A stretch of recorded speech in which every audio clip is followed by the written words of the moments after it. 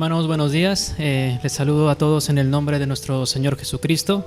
Es un privilegio el poder estar aquí nuevamente para escuchar la palabra de Dios, para que juntos podamos seguir aprendiendo más de nuestro Señor y poder conocerle aún más todavía, ¿no? Es nuestro deber seguir conociéndole más. Estamos necesitados de conocerle más y dependemos de Él cada uno de nuestros días. En esta mañana, hermanos, vamos a continuar con el libro de Lucas en el capítulo 6. Como bien ya el pastor Abel ha dado la lectura respectiva, nos corresponde los versículos 20 al 29 del capítulo 6 de Lucas. La prédica la voy a realizar en la NBI, en la Nueva Versión Internacional, así que todos los que tienen en estos momentos la NBI podamos leer, y si también tienen la Reina Valera, también está bien poder seguir la lectura y poder escuchar la palabra de Dios, ¿no? Bien, el título para la prédica de esta mañana va a ser el siguiente, ¿no? Y está en sus boletines, ¿no? El título es Lo que hace un verdadero discípulo de Cristo. Y como hemos visto en el capítulo anterior y en los capítulos también anteriores, hemos conocido la autoridad de Cristo, ¿no? La autoridad divina, el poder divino de nuestro Señor Jesucristo para poder perdonar los pecados, poder sanar enfermedades, poder expulsar demonios. Hemos visto todas estas maravillosas obras que nuestro Señor ha hecho con nosotros, y también lo que hizo en aquel tiempo cuando Él inició su ministerio, ¿no? Entonces, un poco para poder recordar y quizás entrar un poco en contexto, ¿no? El Señor, pues, en el capítulo 6, en el capítulo anterior, Él había llamado a sus discípulos, ¿no? Dentro de todo un grupo de seguidores que le seguía por lo que Jesús había hecho, por las señales que mostraba, por los milagros que hacía, el Señor Jesucristo pues ganaba mucha fama. Era conocido por lo que hacía, por lo que decía también, ¿no? Y había mucha gente de todas las ciudades de alrededor que podían interesarle lo que Jesús estaba hablando, ¿no? Lo que Jesús estaba predicando y todos los milagros que Él hacía, ¿no? Por ejemplo, si leemos Lucas 6, Lucas 6, versículo 12, dice: por aquel tiempo se fue Jesús a la montaña a orar, y pasó toda la noche en oración a Dios. Al llegar la mañana, llamó a sus discípulos y escogió a 12 de ellos, a los que nombró apóstoles, ¿no? Entonces, vemos allí cómo es que nuestro Señor Jesucristo tuvo la autoridad y, habiendo orado a Dios, habiendo orado al Padre, escogió a 12 de ellos, ¿no? A 12 de ellos. Y luego que nuestro Señor había escogido a 12 apóstoles dentro de todos sus seguidores, en el versículo 17 dice: luego bajó con ellos y se detuvo en un llano. Allí había una gran multitud de sus discípulos y mucha gente de toda Judea, de Jerusalén y de la costa de Tiro y de Sidón, que habían llegado para oírlo y para que los sanara de sus enfermedades, ¿no? Entonces, luego de que nuestro Señor Jesucristo había escogido a sus apóstoles dentro de todo ese grupo de seguidores, llamados también discípulos, dice aquí de que bajaron al llano, ¿no? Esto es lo que se conoce como el Sermón del Monte. Eso es lo que vamos a ver en esta mañana, ¿no? Y mucha gente de distintas ciudades habían llegado, y habían dos razones aquí por las cuales nuestro Señor Jesucristo, esta gente había llegado aquí. Y ellos venían para oírle, para escuchar lo que Jesús hablaba, lo que Jesús enseñaba, y también para que sanara sus enfermedades. O sea, la gente estaba interesada en Jesús por dos cosas: primero para escucharle, y después para sanar las enfermedades, porque había mucha gente que estaba enferma de distintos tipos de enfermedades, ¿no? como ya hemos visto y hemos aprendido ya en las prédicas anteriores, ¿no? Entonces, eso es simplemente a manera de introducción, porque justamente vamos a entrar de lleno a este tema, ¿no? Y el título pues es precisamente este, ¿no? Lo que hace un verdadero discípulo de Cristo.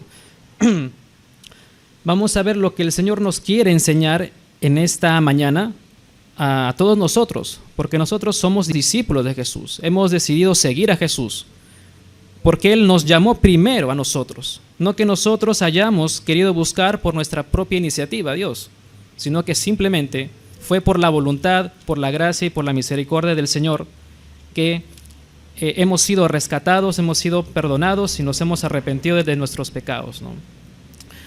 Bien, la prédica tiene 3 divisiones, como lo pueden ver en sus boletines. Tiene 3 divisiones, ¿no? La primera división o el primer punto vamos a ver del versículo 20 al versículo 26, ¿no?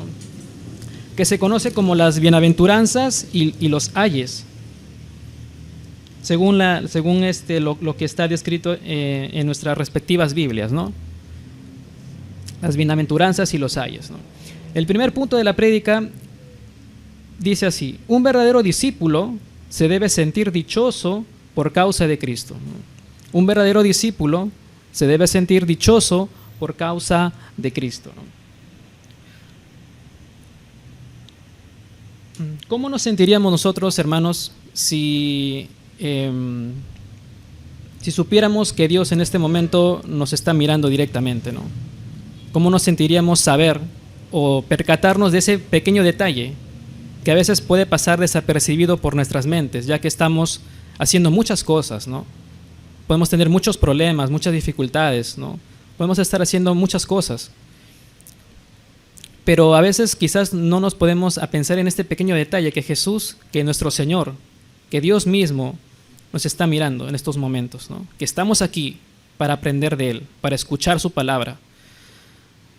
Y es justamente lo que el Señor va a hacer aquí. En el versículo 20 dice: Él entonces dirigió la mirada a sus discípulos y dijo. Así empieza la enseñanza de nuestro Señor en esta mañana. Que Él dirige su mirada hacia sus discípulos, aquellos que han creído en Él, y les dice: dichosos ustedes los pobres, porque el reino de Dios les pertenece. Dichosos ustedes los pobres, porque el reino de Dios les pertenece. Cuando aquí nuestro Señor está hablando de pobres, se está refiriendo a esa pobreza espiritual que nosotros teníamos antes de poder conocerle. Que gracias a Él hemos visto en nosotros mismos esa pobreza que nosotros tenemos y que seguimos teniendo. ¿Por qué razón? Por la sencilla razón de que dependemos de Dios, de que necesitamos de Dios, que necesitamos de Cristo, que necesitamos seguir a Cristo. Y hemos reconocido esa necesidad de Él, ¿no? Y esto es realmente un milagro. Y el Señor aquí nos dice: siéntanse ustedes dichosos, bienaventurados, ¿no? Como dice en la Reina Valera, bienaventurados, felices, alegres, porque el reino de Dios les pertenece. Entonces, un verdadero discípulo debe sentirse dichoso, alegre, feliz, por haber reconocido su pobreza espiritual. En Isaías 66:2, quisiera leer también ese pasaje. Ustedes pueden tomar nota, yo lo voy a leer, hermanos. Isaías 66:2 dice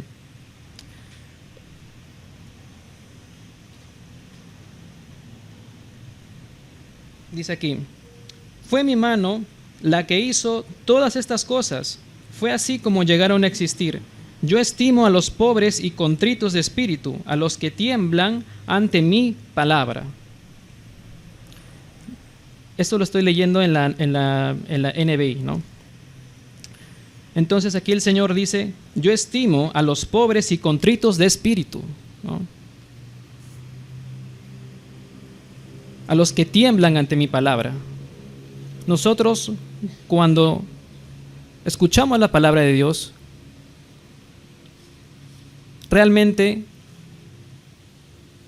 entra en nuestro corazón, nos hace reflexionar sobre nuestra vida, y esa es una gran verdad.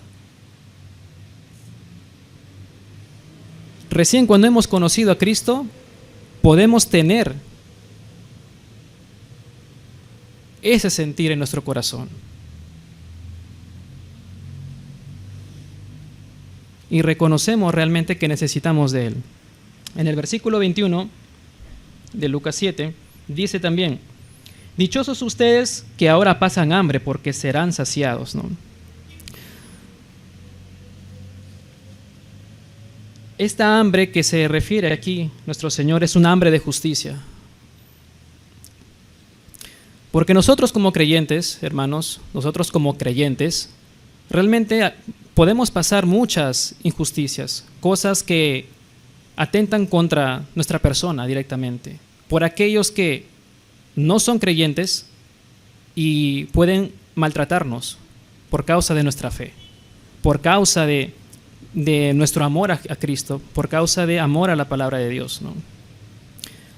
Pero también incluso entre creyentes también podemos ser también ofendidos tal vez, ¿no?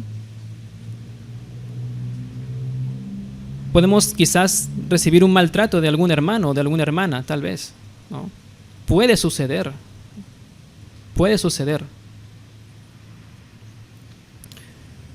Pero aquí está más refiriéndose a aquellas injusticias que podemos recibir por parte de personas que no conocen a Dios, ¿no? Y de que estamos con esa hambre de recibir justicia de parte de Dios por ese maltrato, ¿no? También nos dice el versículo 21, dichosos ustedes que ahora lloran, porque luego habrán de reír. Este llanto, este lloro que aquí el Señor nos menciona, pues es un lamento, es un llorar por haber reconocido nuestro pecado, ¿no? Seguramente cuando nosotros hemos conocido al Señor, cuando el Señor llegó a nuestra vida, quizás hace, no sé, 2 años, 5 años, 10 años, 20 años, seguramente nos hemos puesto muy tristes por haber reconocido que le hemos ofendido durante toda nuestra vida a Dios. Y hemos lamentado haberlo hecho. Y es Dios mismo el que nos ha ayudado a reconocer eso. Entonces, hemos reconocido nuestra condición espiritual, ¿no? Que hemos sido miserables y que seguimos siendo miserables en realidad. ¿Por qué? Porque no merecemos la salvación que Dios nos ha dado, pero por gracia lo hemos recibido. Y estamos alegres por ello, estamos felices por ello. Y quizás recordamos eso con lágrimas también. Aquel momento cuando hemos sido rescatados y seguimos agradeciéndole por eso. Seguramente hemos tenido eso también, ¿no? En algún momento. Y lo seguiremos haciendo y seguiremos recordando aquel día. Y aquí el Señor nos dice, ustedes son dichosos porque lloran. Dichosos ustedes que ahora lloran porque luego habrán de reír. Habrá esa alegría y esa felicidad cuando el Señor venga por segunda vez y estemos con Él por toda la eternidad y seremos felices, porque ya no habrá más llanto por el pecado, ya no habrá más dolor por el pecado. Seremos completamente felices, seremos glorificados en el Señor. Luego aquí el Señor también nos dice en el versículo 22, ¿no? Dichosos ustedes cuando los odien, cuando los discriminen, los insulten y los desprestigien por causa del Hijo del Hombre, ¿no? Alégrense en aquel día y salten de gozo, pues miren que les espera una gran recompensa en el cielo. Dense cuenta de que los antepasados de esta gente trataron así a los profetas. El Señor también nos dice de que si somos maltratados, si somos ninguneados, si somos insultados, si se burlan de nosotros por nuestra fe en Jesús, por predicar de Jesús, debemos sentirnos dichosos, felices, alegres, porque esto es algo que va a suceder. Es necesario que suceda, porque Cristo mismo sufrió esto. Él tuvo que soportar todo esto para que tú y yo tengamos vida en su nombre, tengamos vida eterna en su nombre. Y por esa razón el Señor nos dice, ustedes tienen que sentirse dichosos y alégrense en aquel día y salten de gozo, pues miren lo que les espera, una gran recompensa en el cielo, ¿no? Cuando lleguen a aquel momento, cuando estemos con el Señor, seremos recompensados por esto. Entonces, si alguien nos maltrata, si alguien nos humilla, si alguien se burla de nuestra fe, tengamos en cuenta que es parte de la vida cristiana, es parte de esto realmente. Y yo sé que es difícil poder soportar esto, o sea, soportar que alguien, que un familiar, que un amigo, que alguien cercano, ¿no?, pueda decirte la cara y burlarse de ti en tu cara. Puede ser realmente muy desagradable y muy horrible. Y podemos incluso hasta sentirnos muy tristes, deprimidos. Pero el Señor nos da un consuelo en su palabra y nos dice, siéntanse dichosos por esto. Siéntanse felices por esto, porque recibirán una gran recompensa en el cielo.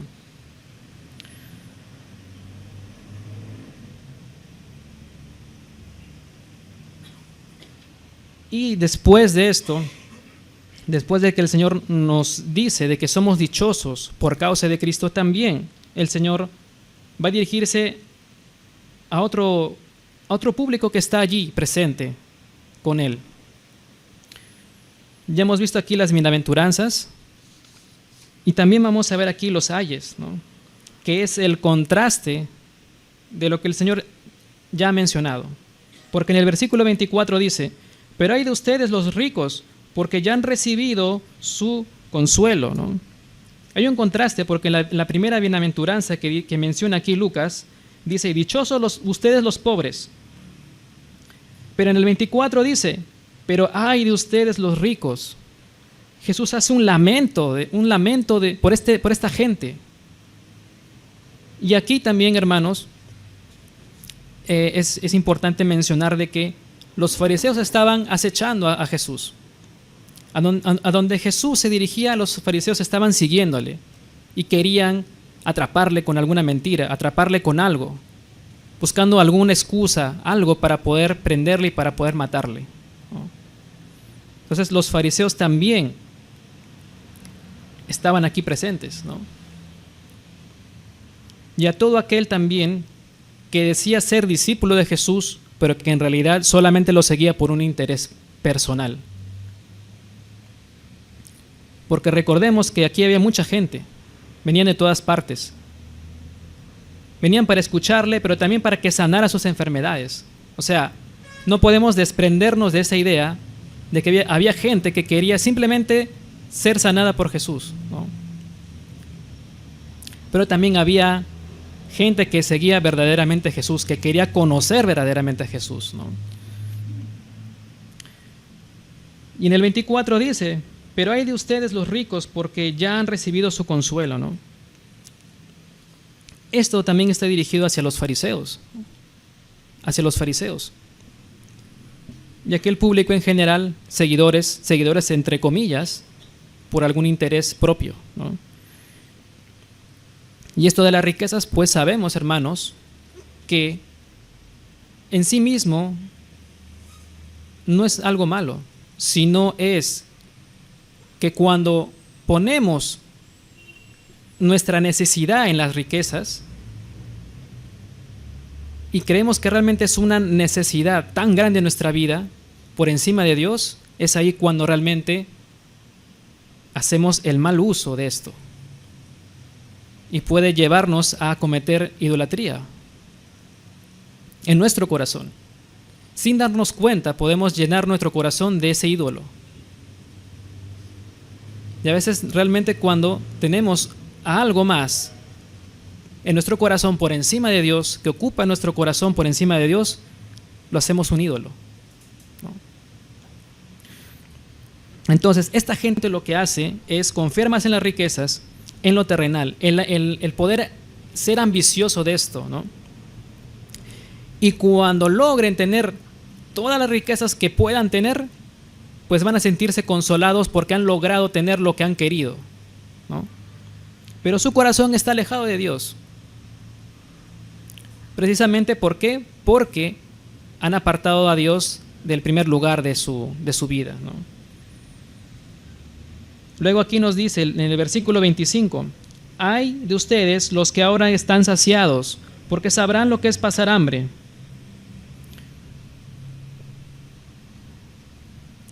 Cuando aquí nos dice el Señor, ay de ustedes los que ahora están saciados, son aquellos que han buscado la satisfacción personal.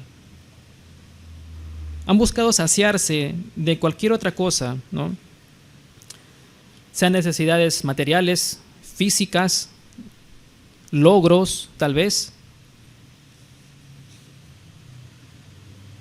Y han perseguido esto durante toda su vida. Y están saciados de esto, ¿no? Y el Señor les dice, ustedes que ahora están saciados, ustedes ya están saciados de todo lo que han buscado durante toda su vida. Se sienten ya saciados.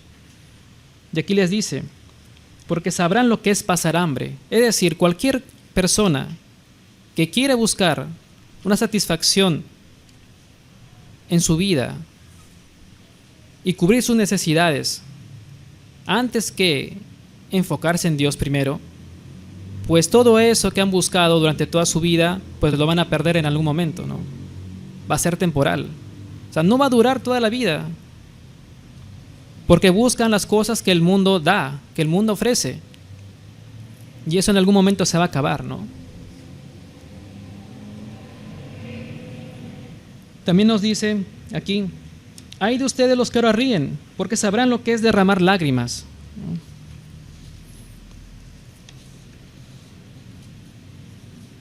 Obviamente aquí puede haber habido gente, mientras Jesús estaba hablando estas palabras, que se hayan reído de lo que Jesús estaba diciendo. Es posible, es muy posible que también haya gente que se haya reído, ¿no? Quizás no necesariamente con un gesto en su rostro, pero sí quizás dentro de su corazón, ¿no? Y los fariseos estaban aquí presentes también, ¿no? Y ellos se oponían a Cristo. Entonces no es de extrañarnos que realmente cuando Jesús haya estado enseñando, haya gente que se haya reído dentro de sí mismo, ¿no? Pero realmente también es gente que está buscando la felicidad en su vida, que persigue la felicidad. Y realmente todos queremos ser felices, hermanos. Creyentes y no creyentes queremos ser felices, queremos buscar la felicidad, queremos reír de felicidad, ¿no? Y está bien eso. Pero depende de en dónde buscamos esa felicidad. En dónde ponemos nuestros ojos, nuestro corazón para buscar esa felicidad. Si lo buscamos en Jesús, si buscamos en Jesús esa verdadera felicidad que solamente Él nos puede dar, estamos haciendo bien. Si lo ponemos a Él en primer lugar para buscar la felicidad que Él nos quiere dar realmente, entonces estamos haciendo bien. Pero el mundo, la sociedad, aquellos que rechazan a Jesús no buscan a Jesús, buscan su propia felicidad por sus propios medios. Pero aquí el Señor les dice, ay de ustedes los que ahora ríen, porque sabrán lo que es derramar lágrimas, ¿no? En algún momento van a poder derramar lágrimas. Esa felicidad no va a durarles para siempre. Y más aún si se burlan de Cristo, si se burlan de Dios, todos aquellos que lo rechazan. En el versículo 25, en el versículo 26 dice: «Hay de ustedes cuando todos los elogien, dense cuenta de que los antepasados de esta gente trataron así a los falsos profetas». Y aquí el Señor nos está diciendo de que si nosotros buscamos, en lugar de predicar la verdad, en lugar de predicar el Evangelio, si nos ponemos a desear el ser alabados por la gente, el recibir reconocimiento propio y anhelar eso, realmente no es tener la motivación correcta, ¿no? Porque estamos viendo también cómo en la actualidad y desde ya hace ya muchos años, cómo es que el evangelio ha sido distorsionado. Para predicar un evangelio que te quita el sufrimiento, ¿no?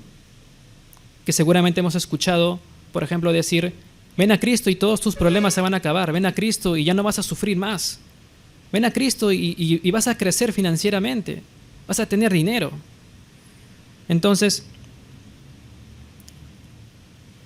si enfocamos el mensaje en lo que la gente quiere escuchar, realmente estamos predicando un evangelio que es falso. Simplemente por endulzar el oído de la gente, porque realmente a la gente no le gusta sufrir. La gente no quiere sufrir. La gente quiere dinero. La situación económica y la calidad de vida, pues, se ha hecho cada vez más difícil, ¿no? En diversas partes del mundo. Pero a la gente no le gusta sufrir, no quiere sufrir. No quiere padecer enfermedades, ¿no? Y esto es lo que a la gente le gusta escuchar, ¿no? Pero ese no es el evangelio de Cristo. Ese no es el verdadero evangelio. Y aquellos que predican un evangelio distorsionado, con este tipo de matices, están buscando su propio elogio, su propia satisfacción, ¿no? Y el Señor aquí está llamando la atención, ¿no? Y esto nos recuerda quizás también a los falsos profetas que había en el Antiguo Testamento, ¿no? Que ellos no predicaban la palabra de Dios, que ellos predicaban otra cosa. Y es importante tener en cuenta esto, hermanos. Por eso es que la primera parte de esta prédica es cómo debemos realmente de sentirnos, ¿no? Un verdadero discípulo de Cristo se debe sentir dichoso por vivir para Cristo, sufrir por Cristo, reconocer su pobreza espiritual y esa hambre de justicias en caso seamos maltratados, seamos ninguneados, que nos hagan burlas, ¿no? Y el consuelo que tenemos, que después de que todo esto pase y cuando venga el Señor, realmente recibiremos esa recompensa que el Señor tiene para cada uno de nosotros, ¿no? Entonces el Señor aquí nos está diciendo que somos dichosos por tales motivos. Y ahora vamos a entrar a cómo nosotros tenemos que entender la actitud del mundo, la actitud de aquellos que no conocen a Cristo. En el segundo punto de la prédica dice: un verdadero discípulo de Cristo manifiesta amor y misericordia, del versículo 27 al 42, ¿no?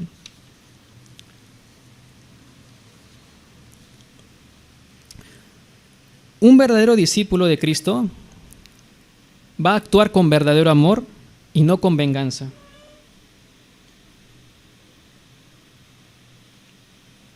En el 27 el Señor nos dice: pero a ustedes que me escuchan, les digo, amen a sus enemigos, hagan bien a quienes los odien. Cuando escuchamos esto, hermanos, pues realmente puede parecernos un poco extraño, ¿no? Porque ¿cómo es que tenemos que amar a nuestros enemigos, ¿no? ¿Cómo podemos amar a aquel o aquella persona que nos hace daño, ¿no? Como que nos cuesta comprender eso en nuestro corazón. Y eso es algo que es normal, porque somos seres humanos y luchamos contra nuestro corazón también. Entonces el Señor aquí nos está diciendo: amen a sus enemigos y hagan bien a quienes los odien. A quienes los odian, ¿no?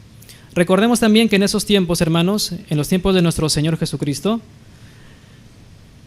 los fariseos habían alterado el mandamiento del Señor y le habían agregado una tradición de hombres, ¿no? Ellos decían: amen a su prójimo, pero odien a su enemigo. Para los judíos, los enemigos que ellos consideraban eran los extranjeros, los romanos, porque los veían mundanos, los veían paganos, eran oprimidos por ellos y los tomaban como sus enemigos. No querían saber nada de ellos, los detestaban. Y esa enseñanza, esa tradición había quebrantado la ley. Y Jesús, cuando vino a iniciar su ministerio, Él vino para romper con esta tradición y con las otras tradiciones que estos líderes religiosos habían impuesto al pueblo. Vino Jesús a poder romper esas barreras de nacionalidad, ¿no? Y realmente, hermanos, nosotros como creyentes no podemos tratar de una forma discriminatoria o teniendo un rencor hacia aquellos que nos están maltratando, ¿no? Ya sea que estemos en el trabajo, en los estudios o en cualquier círculo que podamos estar rodeado pues de gente, ¿no? Y que conozcamos personas. Porque como bien hemos visto en el primer punto de la prédica, somos dichosos por tener hambre de justicia, ¿no? Y cuando recibimos las injusticias de parte de la gente que no conoce a Dios, realmente estamos pues dolidos. Queremos desahogarnos, ¿no? Y hasta tal vez podamos soltar una ofensa por el maltrato. Es que realmente somos seres humanos, ¿no? Sentimos. Queremos tener esa actitud de querer cobrárnosla, de tener esa actitud realmente que es detestable ante los ojos de Dios, ¿no?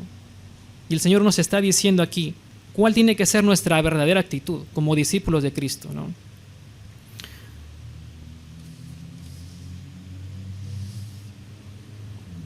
Entonces, si alguien nos está maltratando, nos está ninguneando, nos está burlando de nosotros por nuestra fe o por lo que fuere,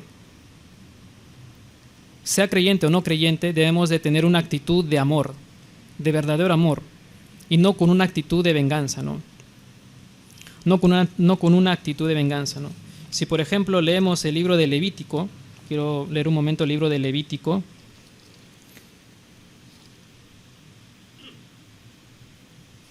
Levítico 19:12, ¿no? Levítico 19:18, perdón.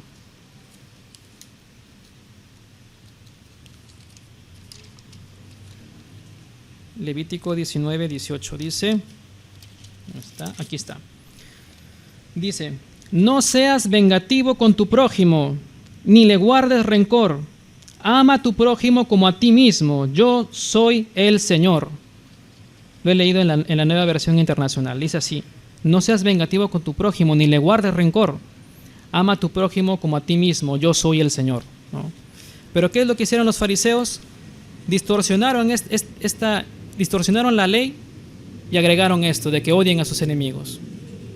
Pero el mandato del Señor, como bien dice en Levítico, es: amen a su prójimo, no les guarden rencor. También el Señor nos continúa diciendo aquí en el 28, dice: bendigan a quienes los maldicen, oren por quienes los maltratan. También nos dice el Señor de que demos bendición a quienes nos están maldiciendo.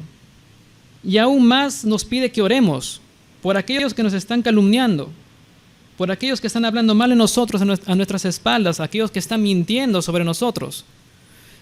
Y ¿cómo realmente es nuestra reacción cuando nos enteramos de que alguien está hablando de nosotros a nuestras espaldas, ¿no? ¿Cómo realmente estamos o hemos estado en esas circunstancias tan incómodas de querer hacer algo, ¿no? De querer increparle a esa persona y decirle, oye, ¿por qué estás hablando así? Y hasta podemos llegar a insultarle, a ofenderle, ¿no? O hasta amenazarle, ¿no? ¿Realmente podemos sentirnos incómodos en ese momento? Porque realmente nosotros somos seres humanos y podemos cometer errores también. Somos discípulos de Cristo, pero no somos perfectos. Somos imperfectos realmente. Somos imperfectos, ¿no?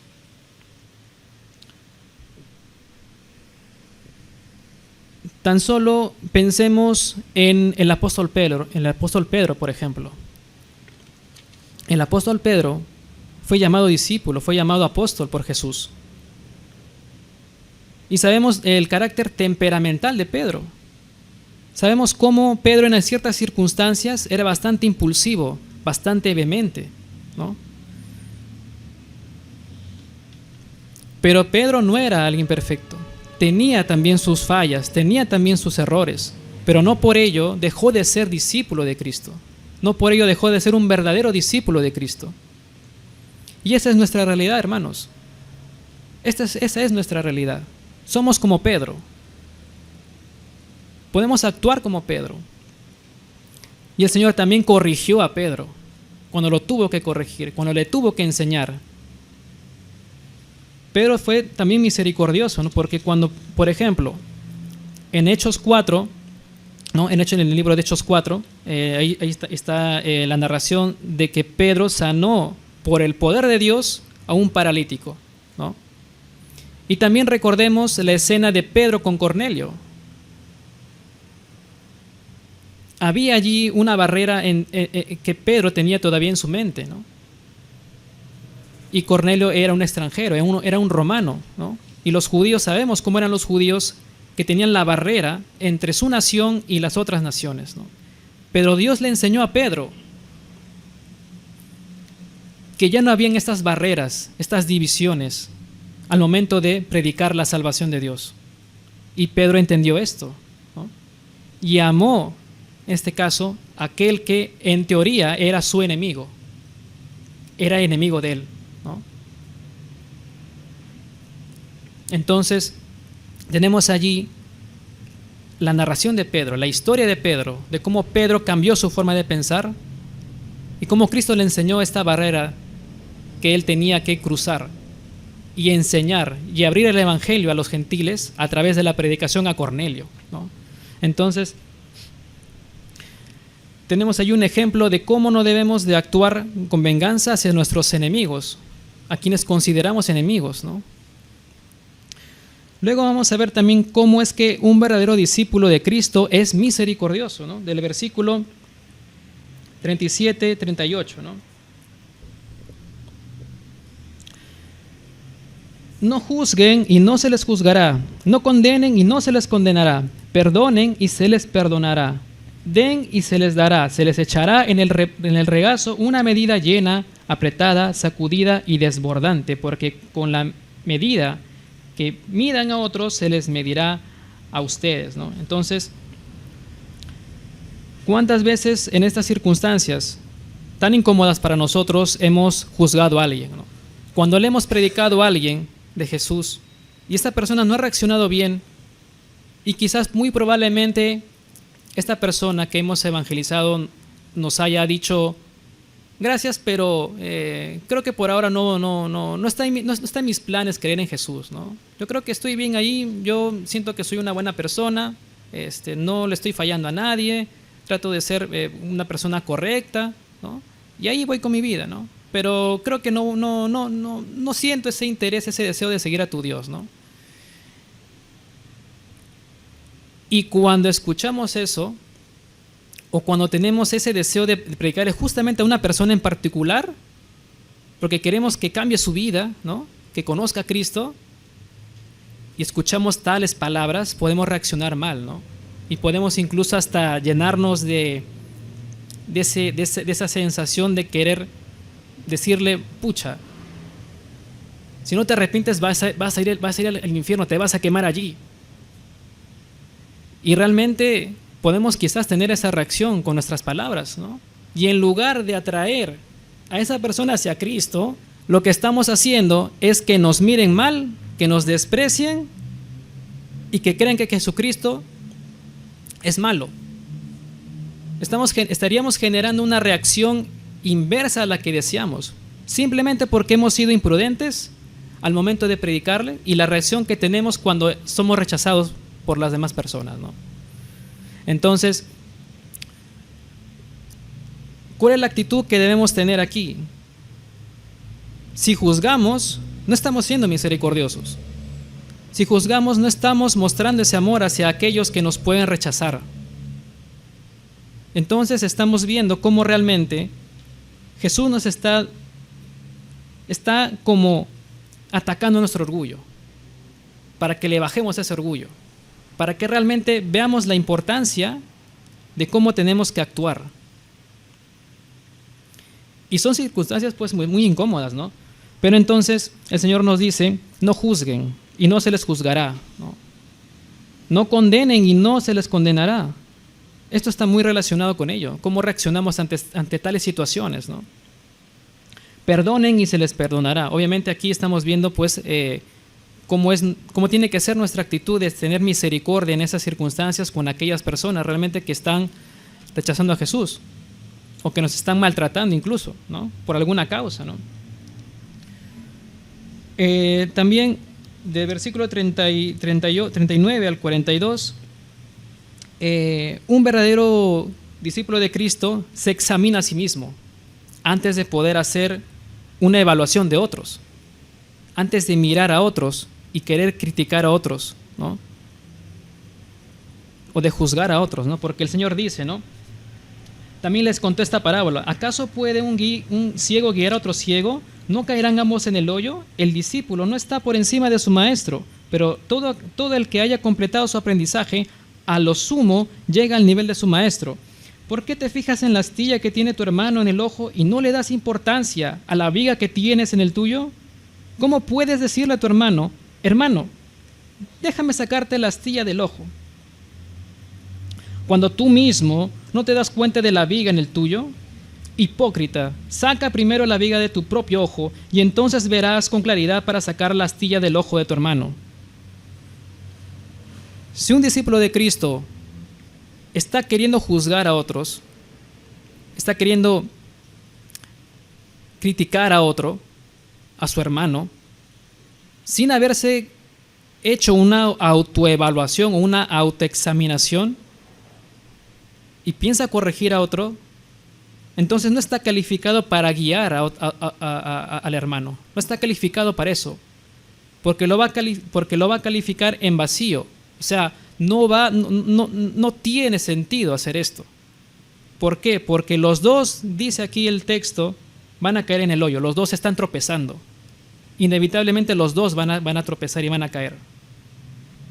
Tú por querer guiar sin hacerte una examinación como tiene que ser, y el otro porque le estás haciendo caer y también tropezar al mismo tiempo, ¿no? Entonces Jesús quiere que seamos como Él. Él no vino a juzgar, Él no vino a condenar, sino realmente a traer salvación, a predicar el Evangelio. Eso vino el Señor a hacer.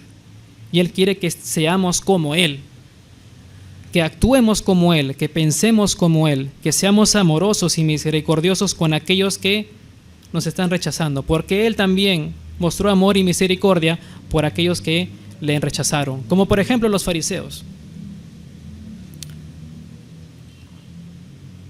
Entonces los fariseos realmente solamente querían buscar matar a Jesús.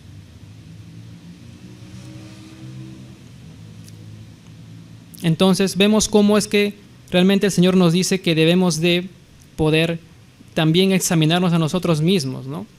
Antes de poder hacer una crítica o una evaluación de alguien, ¿no? Vamos a entrar ya a la tercera parte de la prédica, en la parte final, ¿no? Y esta ya es la parte ya aplicativa, netamente ya aplicativa para nuestras vidas, ¿no? Un verdadero discípulo de Cristo escucha y obedece la palabra de Dios, dice, ¿no? Un verdadero discípulo va a producir buenos frutos.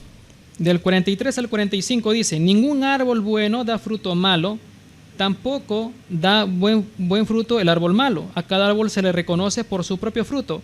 No se recogen higos de los espinos, ni se cosechan uvas de las zarzas. El que es bueno, de la bondad que atesora en el corazón, produce el bien. Pero el que es malo, de su maldad produce el mal, porque de lo que abunda en el corazón habla la boca, ¿no? O sea, un verdadero discípulo va a producir buenos frutos. Que no es perfecto, es cierto. No somos perfectos y nos podemos equivocar.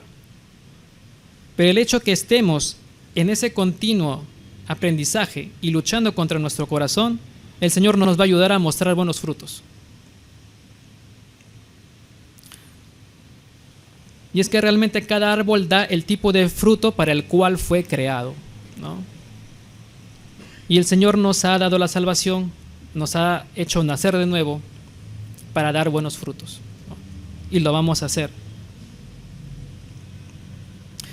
También el Señor nos dice del 46 al 49 que el verdadero discípulo de Cristo pone su fe en la roca, que es Cristo, ¿no? Y aquí tenemos seguramente lo que ya en algún momento hemos leído, lo que es la enseñanza del prudente y el insensato, ¿no? ¿Por qué me llaman ustedes Señor, Señor y no hacen lo que les digo? Aquí hay que encontrar esa diferencia, ¿no? Entre aquel que le dice Señor, Señor a Jesús, de aquel que realmente es un verdadero discípulo. Porque aquel que le dice Señor, Señor solamente, no es aquel que sigue verdaderamente a Cristo, sino que lo hace por un interés propio y particular, ¿no?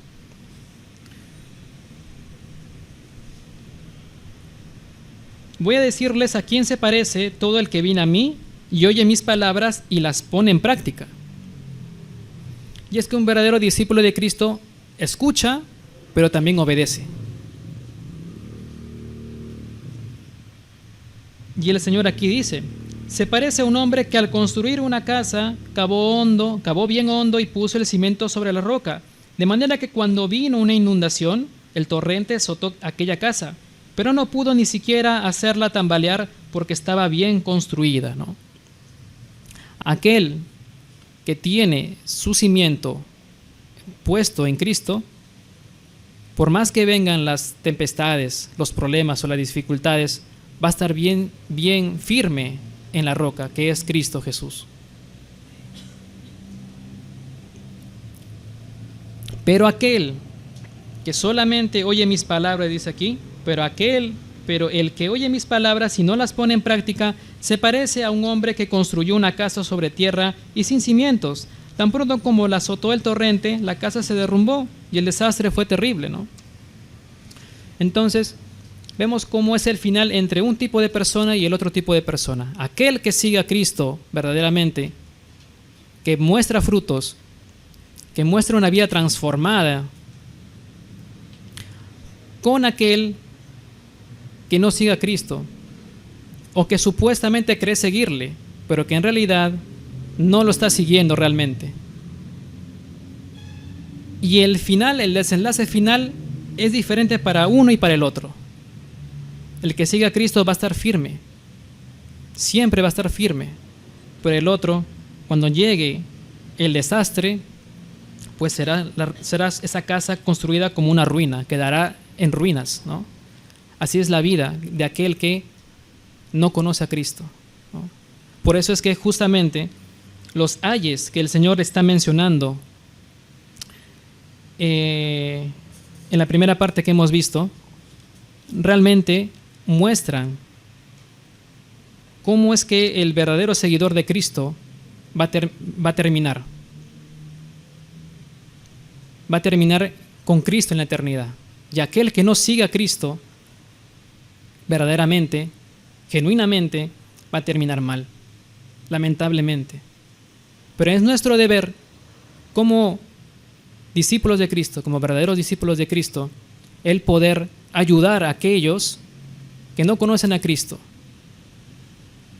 predicándoles la palabra de Dios para atraerlos hacia Cristo y que Cristo haga la obra que tiene que hacer si es su voluntad hacerla, ¿no? Entonces, ¿cuál es nuestra actitud en estos momentos, ¿no? Después de escuchar las enseñanzas del Señor Jesucristo, ¿no? ¿Cuál es la evaluación que estamos haciendo nosotros, ¿no?, con respecto a esto? Y estamos en continuo avance, hermanos. Estamos avanzando, pero también estamos luchando contra aquellas cosas que todavía en nuestro corazón están allí, que se están oponiendo a obedecer a Jesús. Y cuando tengamos realmente esa lucha, ese querer ir en contra por nuestro propio orgullo tal vez, ¿no?, o por la propia naturaleza de nuestro corazón, busquemos a Cristo, vayamos a sus pies y digámosle: Señor, yo soy un pobre en espíritu, porque necesito de ti. Necesito de ti, Señor. Necesito también esa hambre de justicia, Señor, porque me están maltratando, se están burlando de mí cuando estoy predicando. Necesito consuelo, necesito alivio en mi corazón, en mi alma.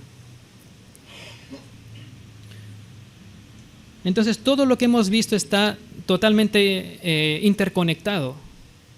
Toda la enseñanza de Jesús está completamente conectada. Y esta es la enseñanza para esta mañana, hermanos, ¿no?